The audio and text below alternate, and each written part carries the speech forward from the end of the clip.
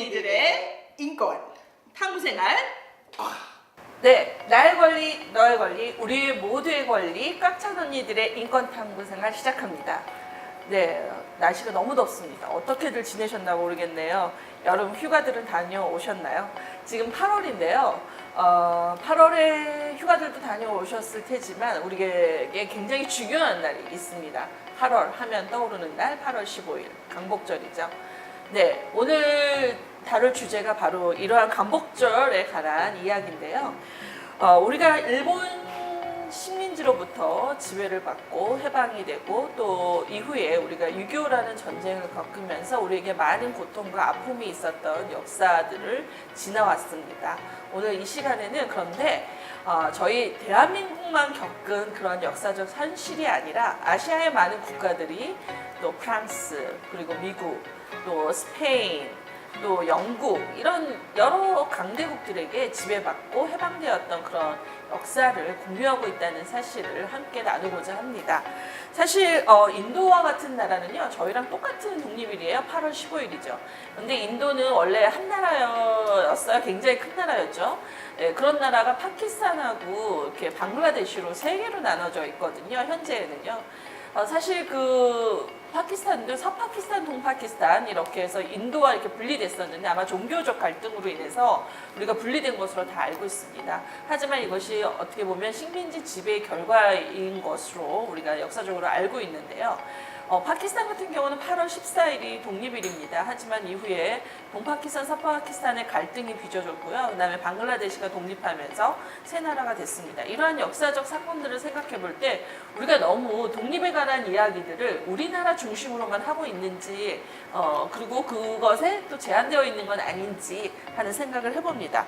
그래서 오늘 우리가 그 식민지 지배를 겪고 이후에 전쟁을 겪으면서 여러 그 일들이 있었는데 특히 그 전쟁으로 인해서 많은 사람들이 민간인 학살을 통해서 피해를 당하기도 하고 여성들이 전쟁에 끌려가서 몹쓸 여러 가지 일들을 당하기도 했습니다.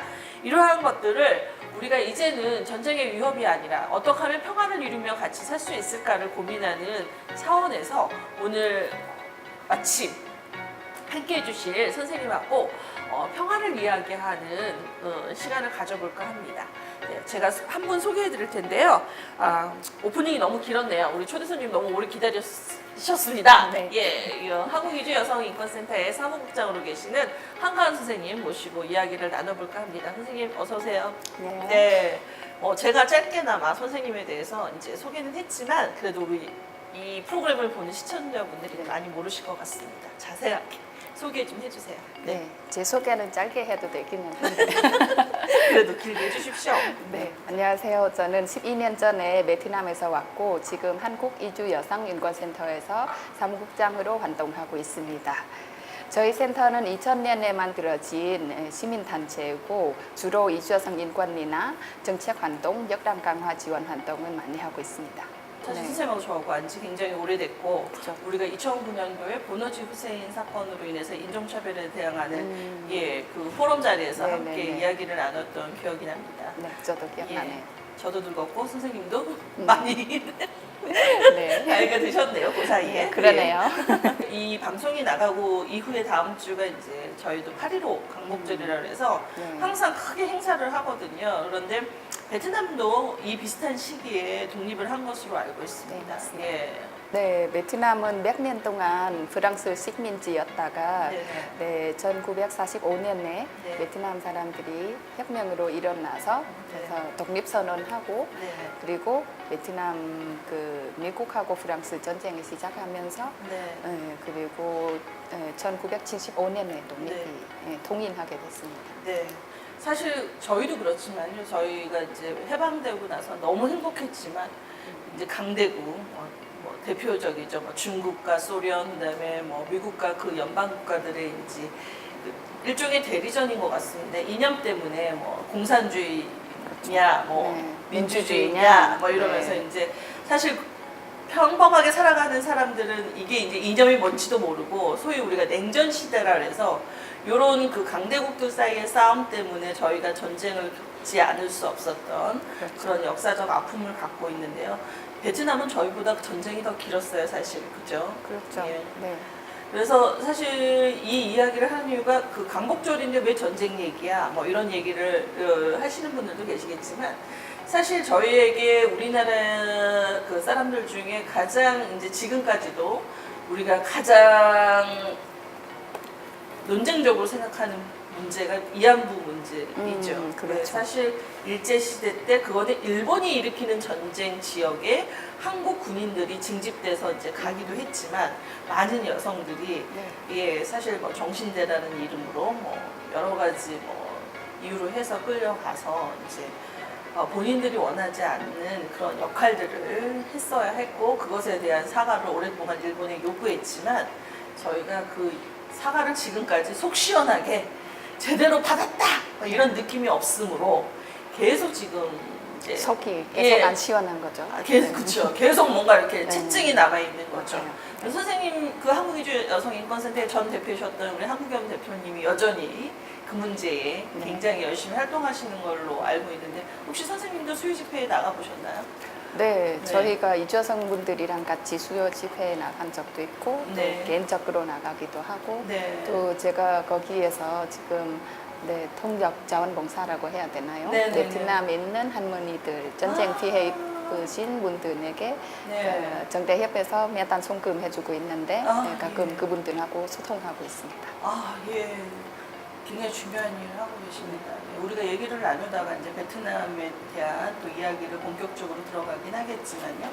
사실 이렇게 우리가 식민지배라는 그래서 뭐 일종의 우리가 제국주의라고 얘기하죠. 뭐 미국이나 프랑스, 영국 뭐 이런 나라들이 아시아의 나라뿐만 아니라 아프리카를 거쳐서 이렇게 지배를 오랫동안 해오면서 사실 우리는 원하지 않는 전쟁을 치러야 했고 또 많은 여성들이 그런 전쟁의 피해 당사자가 됐는데요.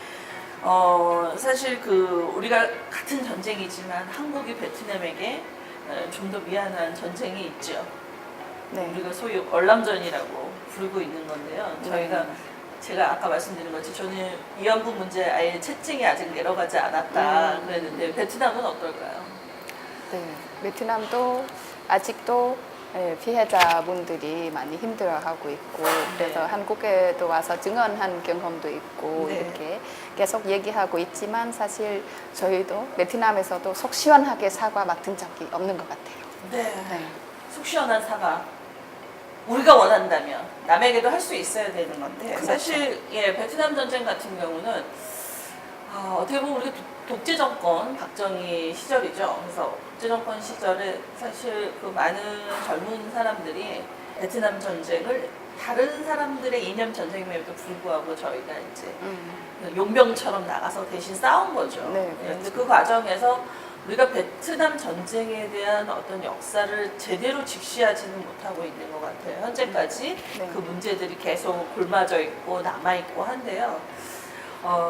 제가 이제 예전에 그 한 대학에서 강의를 들은 적이 있습니다. 구수정 씨라고 베트남과 관련된 여러 활동을 하시는 분이 오셔가지고 그 민간인 학살 지역에서 일어난 여러 가지 일들에 대해서 증언하고 그리고 그 증언들을 모은 책을 발간하시기도 했고 그래서 제가 그걸 읽으면서 너무 놀랐었는데요. 사실 한국 사람들 그렇게 잘 알고 있지 않을 것 같아요. 지금 일본 사람들이 위안부 문제 잘 모르듯이 그래도 혹시 모르니까 한국 사람들에게 좀 어떤 피해가 있었는지 좀 구체적으로 뭐 좀 얘기해 주시면 좋을 것 같아요.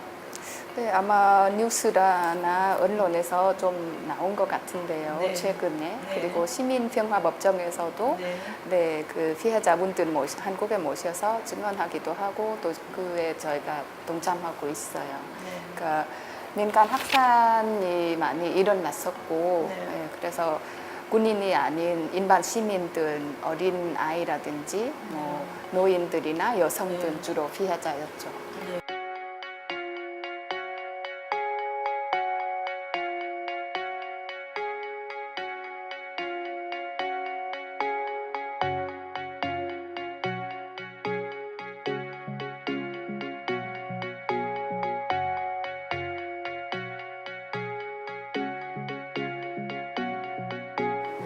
사실 우리가 드라마나 뭐 영화를 통해서 베트남전을 봤을 때 우리가 우리의 잘못한 것보다 사실 우리를 영웅으로 묘사하거나 자랑스러운 뭐 이런, 그런 게 있었던 거죠. 사실 굉장히 부끄러운 역사인데 어떻게 보면 민간인 학살 문제는 한국의 큰 어떤 전쟁의 상은 게 같아요.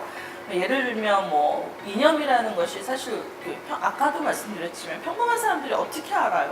뭐 공산주의가 뭔지, 뭐 그렇죠. 민주주의가 높으신 뭔지. 분들이 그렇죠. 높으신 분들께서 이제 정해놓은 어떤 이념적 틀을 가지고 잣대를 대는데 문제는 한국이라는 땅 안에 그것들이 공존하면서 서로 의견의 다양성이나 이념의 다양성으로 자리 잡은 게 아니라 이제 네. 상대방을 뭔가 그 서로 죽이고 살리고 하는 그런 도구로 이용된 측면이 없잖아 있어서 저희가 최근에까지 이제 거의 침묵되다시피 한 역사적인 증거들이 이제 와서 네. 서서히 얘기되고 있는데 그 대표적인 게 제주 4.3 사건 같은 거죠. 그래서 저희도 어려서부터 공부를 했지만 제가 나이가 꽤 되니까 네. 초등이 아니라 국민학교 시절이거든요. 네. 한 번도 그런 역사에 대해서 제대로 배워본 적이 없었습니다. 근데 최근 시민사회단체들이 이러한 문제에 대해서 발굴해내고 또 제주 4.3 사건을 알리는 이런 뭐 다크투어 같은 프로그램들을 만들어서 여러 사람들이 제주 4.3 사건을 어떤 빨갱이를 죽인 사건이 아니라 이거는 민간인에게 억울하게 네. 예, 그렇게 고통을 준 사건임을 기억하게 하는 여러 활동들이 이어지고 있는데 네. 저희가 이제 내부적으로는 그렇습니다. 또 우리끼리니까 또 이제 사과하고 네. 뭐 밝혀내고 네. 역사를 다시 세우면 되는데 우리가 남에게 요구하는 또 역사적 올바름이라는 게 있죠. 일본에 네. 대해서 위안부 문제 제대로 직시하고 너희들 사과해라. 우리 돈의 문제가 아니다. 그러면서 뭐 최근까지도 영화가 계속 만들어지고 있잖아요. 네. 그래서 네. 최근에 뭐 김희애 씨가 출연했던 허스토리까지도 만들어져서 네. 그렇죠. 그렇게 이제 영화로까지 대중에게 알려지고 있는데 베트남전은 여전히 그것이 알려지기가 어려운 상황인 거죠. 그래서 그래도 제가 알기로는 뭐 평화 여성회나 뭐 그 한배 뭐 평화재단이 평화재단. 이런 그 단체들의 노력들이 있는데 선생님 보실 때는 어떤가요? 한국이 뭐 그런 활동을 통해서 좀 이렇게 대중적으로 인식이 바뀌었다고 보시나요? 글쎄요, 대중이라고 하면 일반 일반 한국 시민들. 시민들 말씀하신 네, 건가요? 네, 네. 저도 접하지는 못했어요. 네, 현지에서는 베트남에서 그렇게 한국 분들, 네. 마음이 있으신 분들이 찾아가서 사과도 하시고 같이 그 아프신 분들, 그러니까 피해자분들 이야기를 듣고 네. 이렇게 함께 공감해 주시기는 한데 네. 한국 국내에서는 제가 잘 보이지는 않아요. 그렇죠. 네. 제가 들은 험악한 얘기는 베트남전에 참여하셨던 우리 할아버지들께서 그 가스통을 들고 그러한 모임을 하는데 위협을 하시고 오히려 억울하다 막 이러시던 네, 말 못하게 하는. 네, 말 못하게 하는 네. 그런 그래서 정말 두렵고 무서운 활동이죠. 사실은 지금도 용기가 필요한 그렇죠. 활동이 되고 있다는 점에서 참 안타까운데요. 근데 부끄러운 것 같습니다. 사실 우리가 우리의 독립이나 또 우리의 피해 이런 것들 얘기하려면 우리가 혹시 가해자로서 있었던 적은 없었는지 고민해 봐야 되는데 역사 공부라는 것이 우리가 너무나 이렇게 승자에 대한 이야기 그리고 뭔가 우리가 억울한 이야기, 피해당한 이야기만 하다 보면 우리가 나쁜 역할 할 때도 있거든요. 근데 그것도 배워야 제대로 된 역사인데 맞아요. 그걸 좀 간과하고 있는 것 같습니다. 네, 어떻게 보면 전쟁은 여성의 몸을 굉장히 성적으로 도구화하는 측면이 없지 않아 있습니다. 그래서 네. 저희 전체뿐만 아니라요, 많은 내전이나 뭐 전쟁에서 여성들을 막 인신매매하고 납치해 가서 성적으로 유린하고 그것뿐만 아니라 또 어디다 또 팔아 넘기고 또 이렇게 어떻게 보면 그 또 피해당한 여성들을 보호하는 것이 아니라 그 여성들을 막 이제 끝내는 죽이기까지 하잖아요. 그래서 맞아요. 사실 위안부 관련한 영화들 보면 막 그런 게 있는 거죠. 성적으로 실컷 유린하고 도구화한 후에 결국 목숨까지 앗아가는 맞아요. 잔인하게 잔인하게 죽이고 그런데도 살아남은 여성들이 그 대단하신 자기의 거죠. 그쵸 네. 몸에 각인되어 있는 그런 상처들을 보여주면서까지 우리에게 그 일을 기억하게 하고 그것에 대해서 어떻게 국가가 책임지게 할 건가 이런 걸 논의하고 있는데요. 네.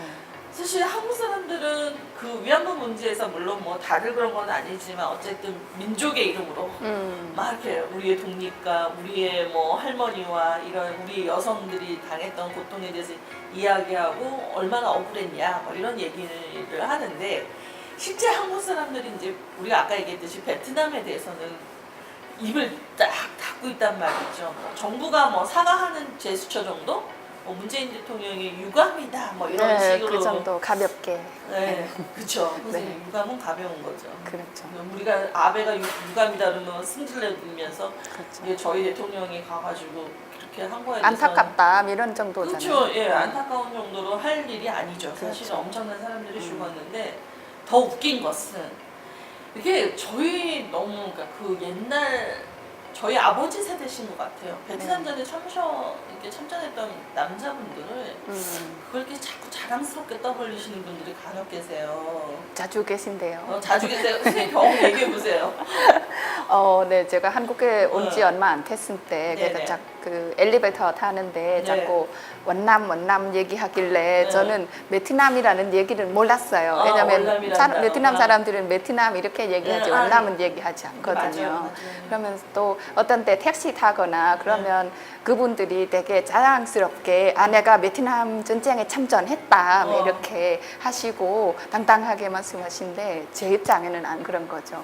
베트남 전쟁을 일으키는 미국 전쟁에다가 베트남 사람들이 미국과 맞서서 독립은 하려고 하는데 한국 군인이 같이 참전 들어간 거잖아요.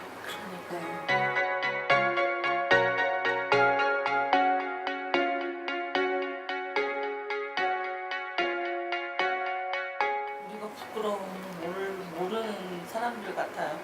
사실 이게 한국이 희한하게 군인, 네. 특히 전쟁에 참여했던 사람들이 훈장을 엄청 줬거든요. 그러니까 최근에 보면 제주 4.3 사건에서 이제 민간인 학살 문제나 이런 데서 혁혁한 공을 세웠다면 엄청나게 그 이제 뭐 메달을 수여한 거죠. 하고 혜택도 많이 주시죠. 그렇죠. 혜택도 많이 줬죠. 그래서 어떤 다큐멘터리 감독이 자기가 알고 있던 고모부라는 사람이 그렇게 훈장이 많았대요. 그 훈장이 많아가지고 자기는 어릴 때 너무 자랑스러웠는데 알고 봤더니 억울한 사람들 죽여서 받은 훈장들이라는 그렇죠. 거죠. 많이 할수록 또 혼자 많이 받게 그러니까요. 되니까. 그래서 그거를 네. 이제 다큐멘터리를 찍어서 자기의 어떤 갈등과 가족들이 그 은폐해왔던 그런 아픈 역사에 대한 이야기, 그 부끄러움을 몰랐던 그런 자기의 친인척에 관한 이야기들을 이렇게 하는 거 보면서 용기가 대단하다. 가족 얘기인데 가족들이 얼마나 싫어하겠어요.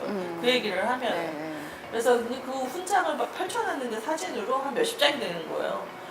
그래서 그런 사람들이 한국을 오랫동안 지배해왔다는 거거든요. 그러다 보니까 사실 부끄러워야 할 문제를 부끄럽게 생각 안 하고 그것을 너무나 자랑스럽게 그러면서 맨날 하는 얘기가 있었어요. 베트남 전쟁 우리가 경제를 일으켜 세우는데 공을 세웠다. 그래서 우리는 세우신 거 맞는 것 같은데요. 맞아요. 한국 경제에다가 많이 그쵸. 기여했기 때문에. 네. 사실 그 독재 정권 시절에 군인으로 간 그분들이 베트남에서 자기들은 경제를 살렸다고 생각하실 수밖에 없는 게 본인 희생도 있고. 본인 희생도 있고 급여는 얼마 못 받았잖아요. 네. 사실 그 박정희 정권에서 이제 정부에서 다 이렇게 어떻게 보면 띄어 먹으신 거죠. 그래서 그걸 생각해 보면 어쨌든 경제 발전에 다른 나라의 전쟁이 이용되고 있는 건 현실에서도 있거든요. 그러니까 시리아 전쟁을 봐도 그렇고 이라크 전쟁을 봐도 그렇고 예멘을 봐도 그렇고 그리고 일본도 마찬가지로 우리가 6.25를 겪었을 때요. 6.25 때문에 돈을 많이 벌었대요. 그래서 그 패망하고 나서 그 뭔가 이렇게 잃어버린 그 원폭 이후 뭐 피해, 뭐 지진 등으로 일본이 망가졌었는데 네. 6.25 덕에 돈을 많이 벌었다고 하더라고요. 그런 것처럼 어떻게 보면 전쟁은 무기를 만들어내는 사람들, 그렇죠. 또 무기로 팔고, 돈을 네. 벌고자 하는 사람들한테는 어떻게 보면 행제 같은 일이겠지만 사실 역사적으로 보면 우리가 누군가를 죽임으로써 돈을 번다는 건 부끄러운 일인데 그것에 대해서 너무 모르는 게 아닌가라는 생각이 들어서 오늘 같이 계속 쭉 이야기를 나눠보고 있습니다. 선생님께서 또 관련해서 발언도 좀 하셨다고 하는데요. 그 발언의 경험을 좀 한번 얘기해 주시면 좋을 것 같습니다. 발언은 좀 됐어요. 네. 한 몇 년 전인데요. 위안부 네. 문제로 해서 네. 촛불 집회가 있었고 그래서 네. 제가 베트남 출신자이기도 하고 네, 네. 그리고 베트남에서도 여성분들 학살 문제, 네. 성폭력, 성피해 문제도 위안부 문제하고 비슷한 점이 많아가지고 네, 네. 네, 그래서 연대 단체로 네. 또 이주자로서 제가 발언은 한 적 있었고 네. 그래서 그 내용이 뭐냐면 베트남에서도 그렇게 민간 학살 문제가 있었고 그때 한국 군인도 참전했었는데 아직도 사과 제대로 맡은 적 없다.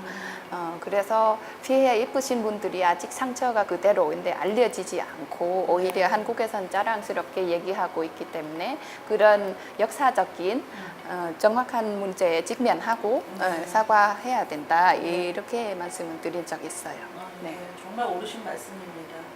사실 최근에 우리 한국에서 정말 커다란 이슈가 하나 있었습니다. 이게 네. 제주도에 예멘 난민이 왔는데 네네. 저희가 과거로 쌍그리 잊어버린 채 예멘 난민에 대해서 뭐 가짜 난민, 진짜 난민만 네. 하면서 혐오 발언이 네. 엄청 증가했거든요. 네. 사실 전쟁에서 가짜 난민, 진짜 난민이 있을까요? 그렇죠. 일단 몸은 피해야 되잖아요. 그러니까요. 사실 베트남의 대표적인 그런 난민을 지칭하는 말들 중에 포트피플이라는 말들이 있습니다. 네네. 전쟁 직후에 예, 들어보셨어요? 네, 들어봤어요. 주로 어디로 많이 피난을 가셨나요? 비행기 탄 사람들은 바로 미국으로 가는데 네네. 그러지 못한 사람들은 배를 타서 홍콩이나 중국 인근 나라에 일단 갔다가 거기에서 다시 프랑스, 미국이나 캐나다나 이렇게 다른 좀 네. 나라로 이동을 많이 한 걸로 알고 있어요. 제가 알기로는 대한민국은 포트를 거절한 걸로 저는 알고도 있어요. 그래서 네. 사실 포트 피플들이 일본으로 갔죠.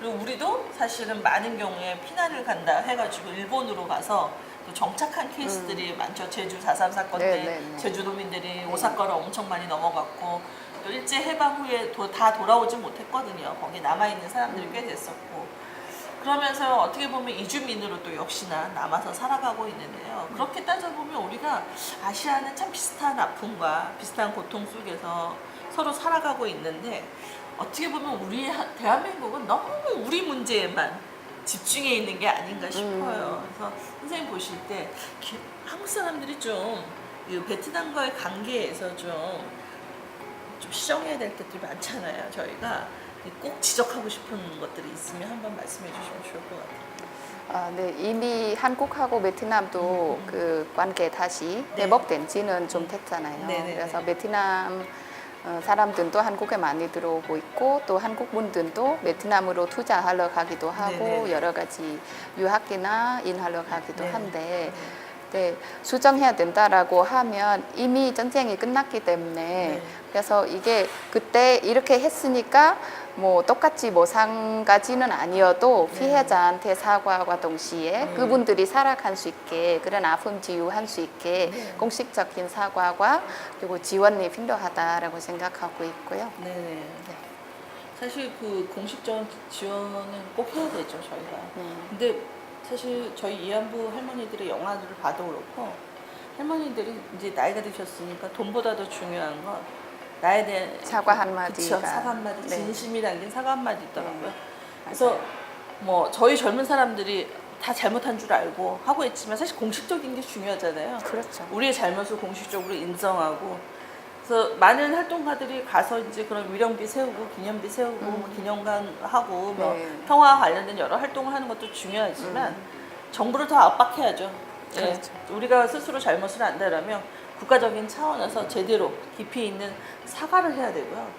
또 지금 베트남전 이후에 사람들이 이제 베트남 이주민들이 많이 생기면서 다시 그것을 입에 올리는 많은 분들이 계신데 부끄러운 거죠. 사실 부끄러움을 자랑스럽게 막 이야기하지 않으셨으면 저도 맞아요. 예. 베트남 사람 붙잡으면서 자랑스럽게 하지 않았으면 좋겠고. 그러니까 부끄러운 건데 어떻게 내가 너 죽였어 누구를 근데 살인을 자랑하고 다니지는 않잖아요. 그렇죠. 아무리 전쟁이 일어나서 사실 어쩔 수 없이 내가 군인으로서 했다 하더라도 그것은 분명히 우리에겐 부끄러운 역사임을 좀 아셨으면 좋겠어요. 그렇게 당당하게 이야기할 부분은 아닌 것 같습니다. 네. 근데 저는 궁금한 게 사실 뭐 프랑스가 오래 지배해서 힘들게 한 것도 있지만 사실 전쟁으로 이제 얘기를 하면 직접적 고통이 많다 보니까 미국에 대한 생각이나 한국 사람에 대한 생각이 일반 베트남 사람들이 어떻게 생각하고 있을지가 궁금해요. 되게 일단 저도 역사공 학교 다닐 때 네. 역사 수업이 있잖아요. 네. 그런데 보면 어리지만 되게 마음이 많이 아프고 분노도 많이 느끼죠. 네. 근데 아무래도 제가 태어난 시기가 네. 전쟁 끝난 후였어요. 네. 그래서 아마 저희 어머님이나 그런 전쟁 직접 겪으신 분들보다는 덜 힘들었지 않았을까. 네. 그래서 그런 생생감 뭐라고 하죠? 몸으로 체험하지 못하다 보니까 생생하지 못하다. 생생하지 못하는 부분이 있어요. 네네네. 예. 그러면은 사실은 이제 우리가 뭐 이렇게 베트남 북부 지역과 남부 지역인 또 이렇게 경험이 다르다 뭐 이런 얘기 하잖아요. 우리는 또 월남을 뭐 해방시킨다고 뭐 그러면서 뭐 북이 뭐 공산화되는 걸 막기 위해서 뭐 이렇게 했다 뭐 이런 당위성을 막 내세우고 그런 전쟁에 참여했는데 혹시 그런 그 전쟁의 아픔에 대한 것도 조금씩 차이가 있을까요? 그렇죠. 한국이나 미국 같은 경우에는 참전했었기 때문에 네. 공산당은 몰아내기 위해서 정당한 이주로 왔다고 하지만 네. 베트남 내에서는 그게 짐락인 부분이거든요. 그쵸. 그러니까 베트남 사람들이 살아가고 있는데 네. 프랑스 대신 들어와서 네. 점령하고 네. 지배하려고 하는 거잖아요. 네. 그래서 되게 침략자에 대해서 뭐라고 하죠? 무정적인 생각은 많이 네. 있는데 근데 또 시간이 지났기 때문에 네. 또 어떻게 해보면 요즘 글로벌 세대에 그러니까 네. 나라하고 나라 이렇게 교류 안 할 수 없는 부분들이 있어요. 네. 그래서 교류하고 있기는 한데 네. 그 아픔과 분노가 아직 남아 있어요. 그리고 북부에서 네. 먼저 독립은 했었고 그다음에 네. 미국이 남부 점령했었잖아요. 네, 그래서 베트남 남하고 북이 갈라져 있는 상황에서 그래서 남부가 좀 더 오래 지배받은 거죠. 아.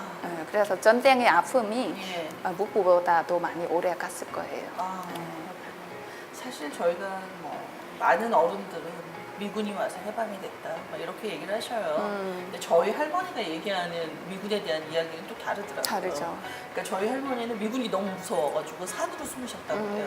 맞아요. 근데 이게 민간인이 겪는 그 두려움은 달랐던 거고 또 시간이 지나서 보니까 노군이처럼 미군에 의한 민간인 학살이 굉장히 있었는데 역사적으로 침묵을 당하잖아요. 왜냐면 미군은 우리의 우방이다. 지원하고 있고 네, 우리를 이러니까. 아직도 도와주고 있다. 뭐 이런 네. 레토릭으로 사실은 그러한 어두운 역사를 이야기하지 않고 있는데 그 베트남 전쟁 얘기하면 아까 뭐 산에 숨어 있다고 네. 얘기하는데 베트남 사람들도 되게 산에 들어가서 네, 많이 네. 숨었고 그리고 땅 밑에 네. 그런 뭐라고 하죠? 숨어 있는 굴. 그런 공간, 어, 굴 어, 같은 어. 거를 파서 네. 살고 그랬었고 그러면서도 불구하고 고엽제 문제 네. 미국이 많이 네. 고엽제 많이 뿌려서 그래서 네. 산이 나무들이 다 죽어가고 산만 남아 있는 경우 네. 네, 그게 그 전쟁 끝났지만 고엽제 문제 아직 남아 있어요. 그쵸. 왜냐하면 그게 물에 들어가고 흙에 들어가기 때문에 전쟁에 참전했던 사람이나 일반 시민들도 그런 영향 받아서 그래서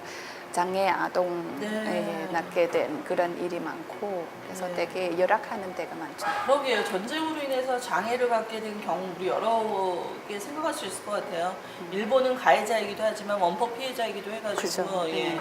사실 그 핵으로 인한 그런 장애가 굉장히 많았고 사실 고엽제 전후회라고 있어요 한국에요. 그래서 막 그 차로 그냥 어마어마하게 오실 때가 있는데 참 안타까운 건 사실은 국가에 의해서 동원돼서 이제 그런 고엽제를 뿌리면서 본인도 이제 본인도 그걸- 피해 있죠. 예 피해가 된 거죠. 기형아도 낳고 그러니까요. 이렇게. 사실 그런 고통은 또 잘 이야기되지 않았다는 점에서 군인이 됐든 민간인이 됐든 전쟁은 결국 우리 모두에게 피해를 피해를 주는- 일으킨다. 네. 그래서 지금 현재 참 안타깝게도 저희는 분단이지만 그래도 어쨌든 전쟁이 잠시 휴정인 상태에서 북한과의 관계를 어떻게 보면 좋게 뭐 회복해서 통일이라도 해보려고 전쟁 없어야 되겠죠. 그쵸 꿈을 꾸고 있는데 전쟁이 없어야 좋은 거죠. 근데 그렇죠. 그럼에도 불구하고 다른 나라에서 일어나는 전쟁은 멀게 느껴질 때가 많아요. 네. 그런데 여전히 그때나 지금이나 강대국이나 힘 있는 나라들이 무기를 쏟아붓고 많은 사람들이 죽어가고 아이들이 죽어가고 그런 상황들이 벌어지고 있다는 점에서 우리가 난민의 문제를 우리와 먼 사람들의 이야기가 아니라 현재 네. 우리와 함께 살아가는 사람들의 맞습니다. 고통으로 좀 네. 받아들였으면 하는 생각이 있고요. 사실 전쟁은 점점 무기도 세련돼지고 정말 고통은 더 깊게 가고 그렇죠. 이제 목숨만 잃는 것이 아니라 전쟁의 상흔으로 해서 가족을 잃고 홀로 남겨지기도 하고 또 그 트라우마를 안고 막 몸부림치면서 살아가야 되는 사람들에게 결국은 일생 평생 죽을 때까지 안고 가야 되는 문제이거든요. 네. 그래서 우리가 이걸 남의 문제로 과연 볼 일인가? 사실 우리도 반성을 할 게 많습니다. 지금 뭐 베트남의 뭐 사죄도 제대로 못했지만 사실 예멘 같은 경우에 네. 또 저희가 무기를 수출하고 있거든요. 뭐 정부는 인정을 안 하고 있겠지만 네, 네. 사실 우회적으로 무기를 수출해서 반군뿐만 아니라 그 상대 양쪽에 팔아서 이익을 챙기는 부끄러운 모습을 가지고 있다라는 비판들이 있습니다.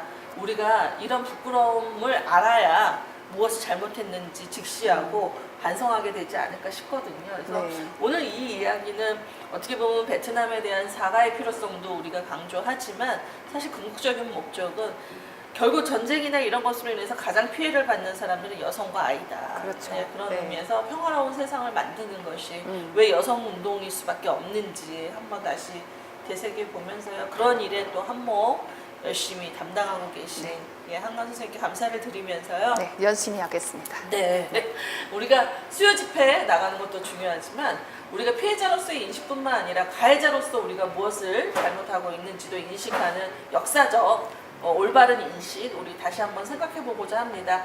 강복절 날입니다. 우리가 뭐 해방의 기쁨을 느끼는 것도 중요하지만 우리가 해방되긴 이후에 벌어졌던 우리의 역사들에 대해서는 피해자 코스프레만으로는 안 될 것 같습니다. 우리가 스스로 가해자였던 것에 대해서 반성하고 또 현재 지금 진행 중인 전쟁에서 한국이 어떤 역할을 하고 있는지에 대해서도 올바르게 인식하고 반성하고 정부에게 그런 전쟁에 참전하는 것에 대해서 반대하는 운동을 우리도 해야 되지 않을까 싶습니다. 전쟁의 피해자, 가장 큰 피해자 여성이자 아이들 기억하시고요. 우리가 함께 평화로운 세상을 위해서 여성들의 목소리가 좀 더 크게 울려 퍼지기를 기대해 봅니다. 꽉 찬 언니들의 인권 탐구 생활 다음 주도 또 만나겠습니다. 네, 건강하십시오. 건강하십시오.